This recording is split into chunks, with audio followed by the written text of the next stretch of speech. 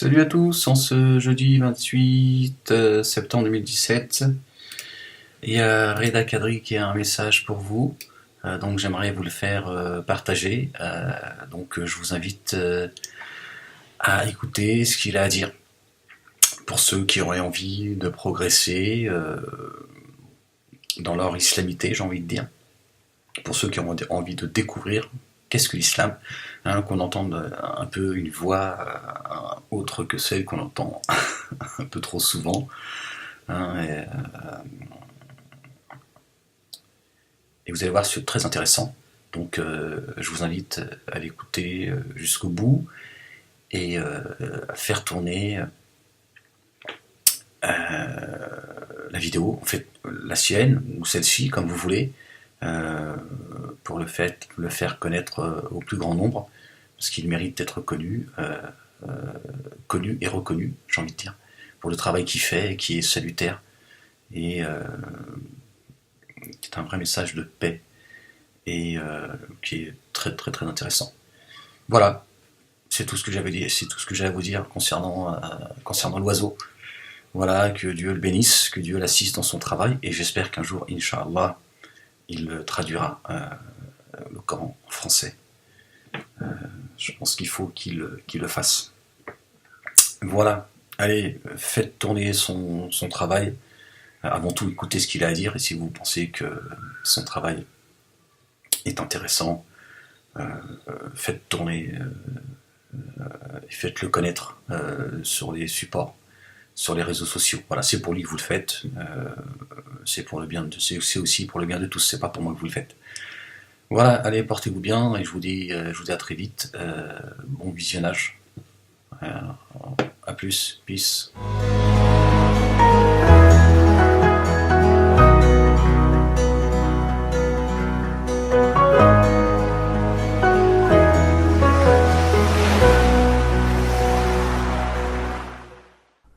Que ce message soit accompagné de paix, de l'amour rayonnant de Dieu et de ses bienfaits illimités.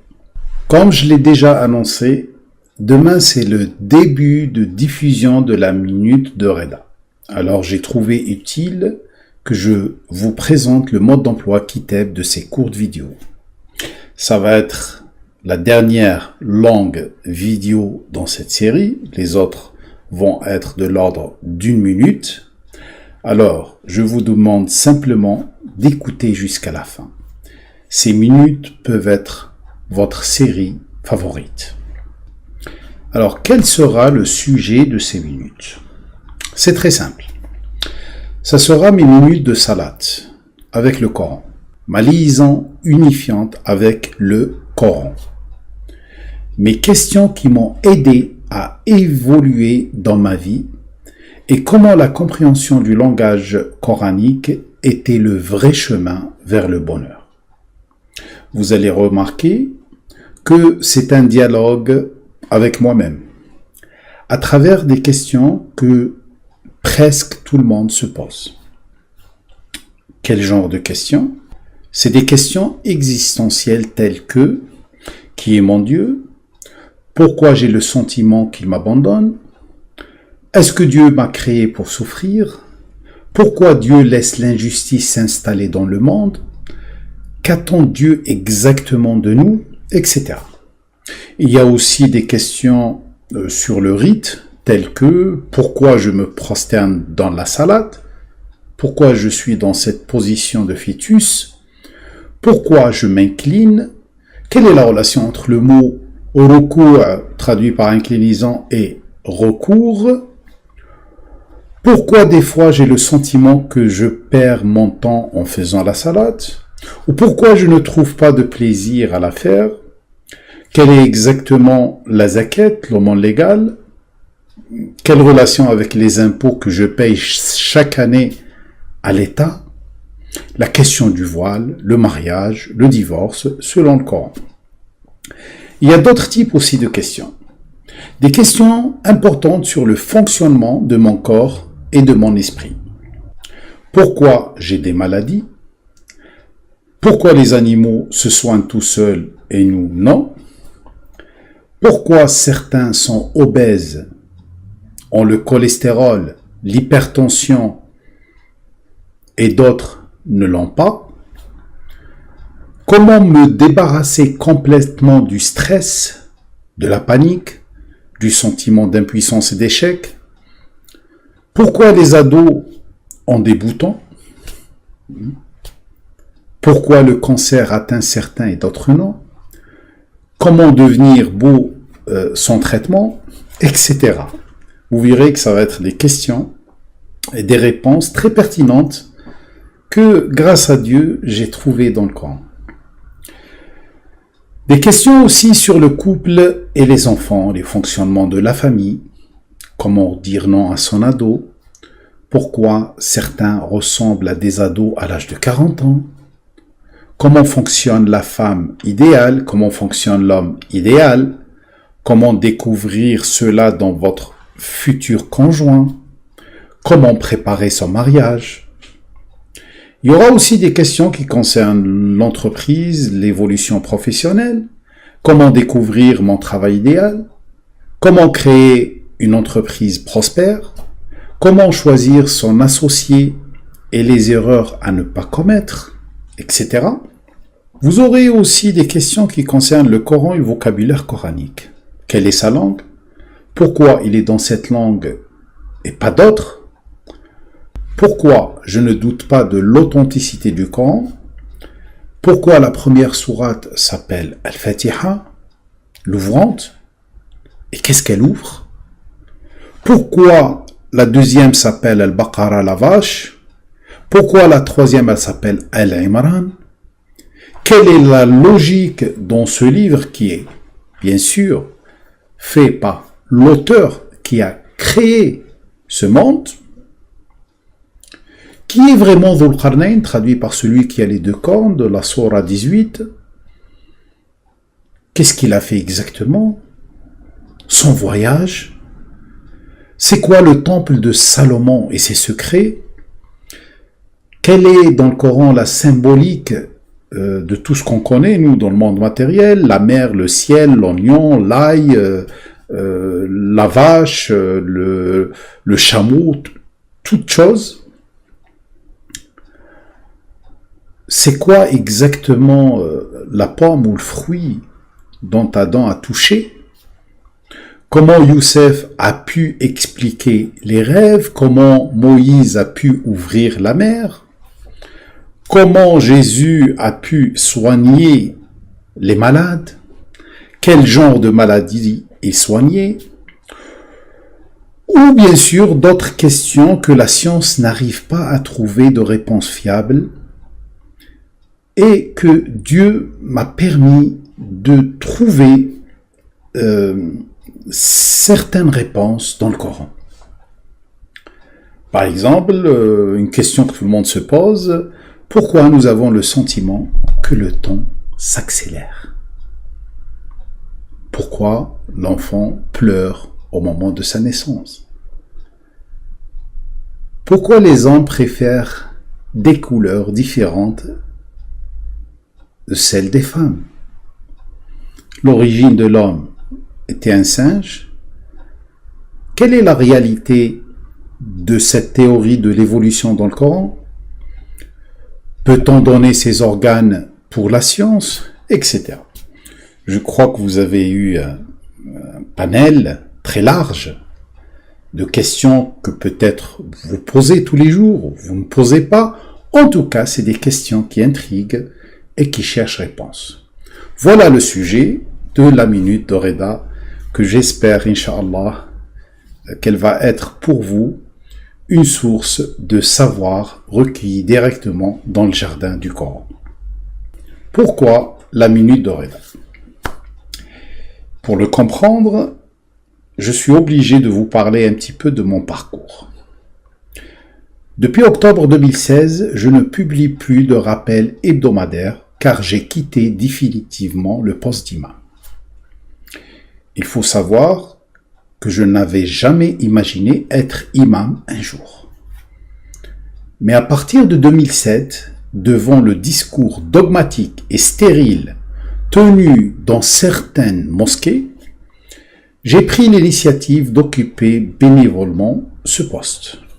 En tant qu'imam, mon discours, peu conventionnel bien sûr, s'il convenait à l'attente profonde des fidèles, était peu apprécié des responsables d'associations des mosquées, souvent bien sûr sous l'influence de certains mouvements. Leur résistance au changement étant plus forte.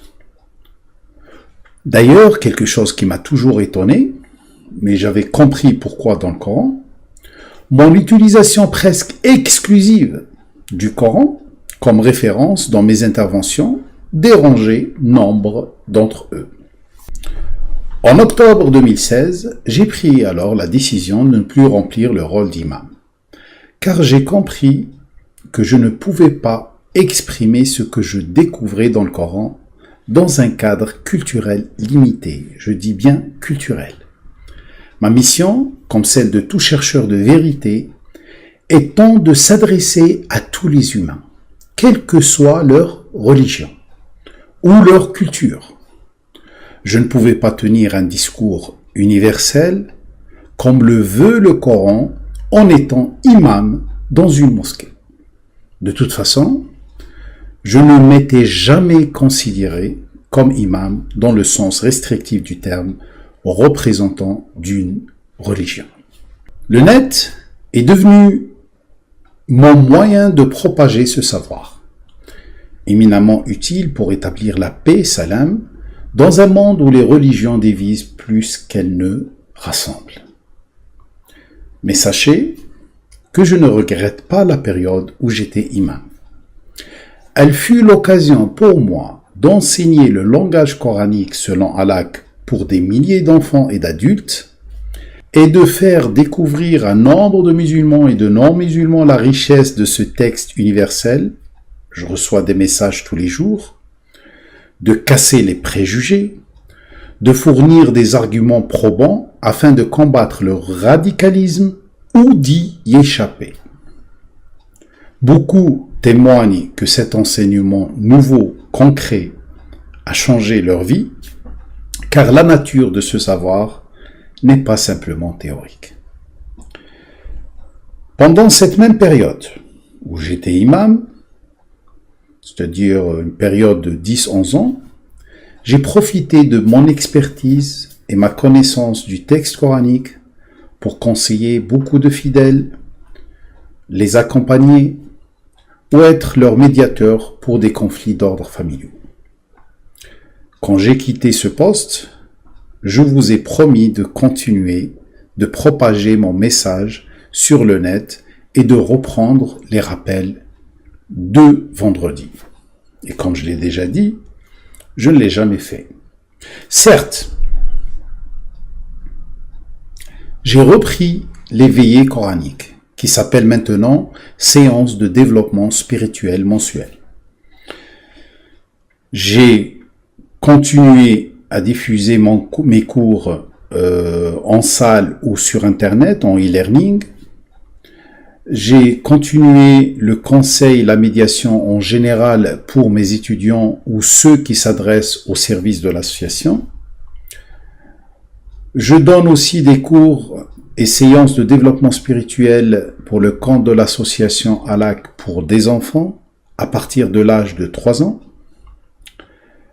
Mais je n'ai pas repris les rappels de vendredi hebdomadaires comme promis. Je ne peux pas vous dire pourquoi, mais maintenant, je crois le savoir. Des vidéos de 30 minutes en moyenne, c'est trop long. Tout le monde en témoigne. Ces vidéos étaient très techniques et ne sont pas adaptées pour la diffusion du message. D'ailleurs, selon les statistiques YouTube, la majorité ne regarde que 8 minutes en moyenne. Il y avait aussi un autre problème de taille. S'adresser au public comme prêcheur ou moralisateur était une erreur de ma part. Et notre erreur aussi, s'adresser à eux comme un professeur, alors qu'ils ne désirent pas être élèves. Alors, suite à tout ça et après une longue réflexion, méditation, j'ai décidé de m'adresser au public, chacun selon ses besoins. Il y a ceux qui ont besoin de consacrer 2 heures par mois pour développer leur spiritualité et comprendre l'origine et les solutions des problèmes. Pour cela, il y a la séance de développement spirituel mensuelle. D'ailleurs, la première, c'est ce vendredi 29 septembre.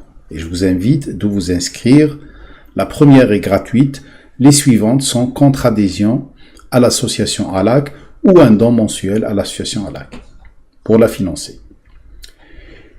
Il y a ceux qui veulent apprendre à gérer leurs émotions, leur corps, leur famille, qui ont besoin de coaching pendant des ateliers. Pour cela, il y a les ateliers pratiques. Il y a ceux aussi qui veulent aller plus loin et qui veulent acquérir les outils pour découvrir d'eux-mêmes ce que je découvre moi dans le Coran. Pour cela, il y a les cours de langage coranique en ligne qui les accompagnent depuis l'apprentissage des lettres jusqu'à l'analyse pratique du texte coranique. Il y a ceux qui ne cherchent qu'à trouver des idées, des réponses toutes prêtes à leurs questions existentielles ou autres, mais à travers des vidéos courtes. Pour cela, ils ont la minute de Reda, cette minute dont je parle. Bien sûr, ils auront aussi la publication d'extraits de cours, de séances de développement spirituel, des extraits de séances de développement spirituel, ou les ateliers pratiques. Sans oublier, bien sûr, et je ne manquerai pas de publier de temps à autre des longues vidéos quand l'actualité l'exige. Alors, si je veux répondre à la question « Pourquoi la minute de Reda ?» en une seule phrase, je voulais qu'à travers des messages très courts, qui vont être pour l'auditeur un petit rappel d'1 minute ou 2 pendant sa journée, je le laisse réfléchir, méditer et discuter des sujets très importants avec ses collègues, avec la famille, sur les réseaux sociaux ou sur le site de l'association ALAC. Pourquoi ce nom ? Ce nom, il y a une histoire derrière. Alors, il y a 2 ans, dans le cadre d'un projet avec une chaîne TV, la directrice de la chaîne m'a proposé une série qui s'appelle « La Minute de Reda », dans laquelle, et à chaque épisode, j'expliquerai un mot du Coran, son sens dans la langue arabe classique et son sens dans le Coran, et comment tout le verset, tout le signe change de sens. Ce projet n'a pas abouti, mais l'idée est restée là. Et je ne vous cache pas que j'ai toujours hésité d'utiliser mon nom au premier plan dans mes vidéos ou que mon image occupe la totalité de l'écran. Car simplement, je voulais que les gens s'attachent plus au message qu'à la personne. Mais il y a quelques semaines, j'ai pris la décision d'utiliser ce nom, la minute de Reda. Pourquoi ? Car Reda est certes mon prénom, mais il a un sens comme la plupart des noms arabes. Dans le Coran, ce sens, c'est le mot bonheur. Reda, comme beaucoup le savent, est un attribut aussi divin, qui porte 2 sens, agrément et satisfaction. Réfléchissez un petit peu, agrément plus satisfaction veut dire bonheur. Et c'est exactement le but de ces minutes. Comment atteindre facilement le bonheur sans se perdre dans des sciences humaines qui nous éloignent de l'essentiel plus qu'autre chose. Car l'essentiel est le type de relation que j'ai avec mon Créateur, qui va déterminer la qualité de ma vie sur Terre et le bonheur qu'il va créer pour moi, pas celui que je cherche en vain. Alors la fréquence de ces vidéos. Alors, normalement, j'ai choisi 1 minute, un épisode tous les 2 jours, qui seront classés dans des playlists où vous pouvez les regarder dès la première et ça passe directement à la deuxième, à la troisième, etc. Mais si Dieu choisit de diminuer la fréquence de diffusion ou de l'augmenter, par exemple chaque jour, je le saurai et vous le saurez. Qu'est-ce que j'attends des auditeurs? Moi personnellement, rien. Simplement que ces minutes soient une source de compréhension des signes de Dieu, de ce message extraordinaire qui est le Coran. Que les musulmans comprennent qu'on est assis sur un trésor et on est en train de faire la manche. J'attends que tout le monde revienne à la seule science fiable, celle du Kitab, le mode d'emploi de l'humain et de ce monde. J'attends les mettre sur des vraies pistes pour trouver la solution d'eux-mêmes pour leurs problèmes. Une minute qui va les pousser à avoir une relation intime avec le Coran, même s'ils le lisent dans une autre langue. J'attends aussi que chaque minute soit un sujet de discussion sur les réseaux sociaux ou sur le site de l'association. J'attends aussi que ces minutes seront le sujet d'une grande salade collective autour des signes du Coran.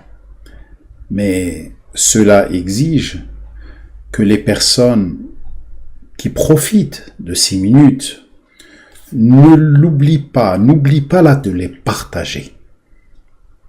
Bien sûr, s'ils trouvent quelque chose d'intéressant. Voilà ce que j'attends des auditeurs. Pourquoi cet arrière-plan? Y a-t-il une symbolique? Sachant que je ne suis pas vraiment spécialiste en tout ce qui est graphique, tout ce qui est charte graphique, etc. Mais les choses ont fait que petit à petit, j'ai pris des symboles, je crois influencé par le Coran, je crois pas, je suis sûr, influencé par le Coran. Vous verrez dans l'intro ou dans l'arrière-plan qui est là, la nuit, les étoiles, le ciel, la mer, le livre en forme de bateau, la lune. Alors la nuit, c'est le moment propice pour chercher l'information, avant de l'exploiter pendant le jour. La nuit aussi symbolise le moment où on essaye de comprendre. La nuit aussi, c'est le moment où notre âme nous quitte vers le monde de l'information pure. Quant aux étoiles et au ciel, les étoiles dans le Coran guident et embellissent. Quoi? Le ciel. Le ciel lui-même, c'est le symbole de l'information pure et du rappel. Les étoiles dans le Coran guident et embellissent. Quoi? Le ciel, qui est lui-même symbole de l'information pure et du rappel. Quant à la mer, elle symbolise la science du visible et de l'invisible. La rencontre entre les sciences du visible et de l'invisible, c'est-à-dire les sciences découvertes avec nos moyens humains par les humains, et les sciences qui ne peuvent provenir que du Kitab, c'est-à-dire de la révélation, quand elles se rencontrent, elles vont constituer l'information essentielle et la science fiable qui peut gérer l'humain. C'est pour ça Moïse, quand on l'a invité à aller chercher le savoir, on lui a dit au confluent des deux mers. Le livre en forme de bateau.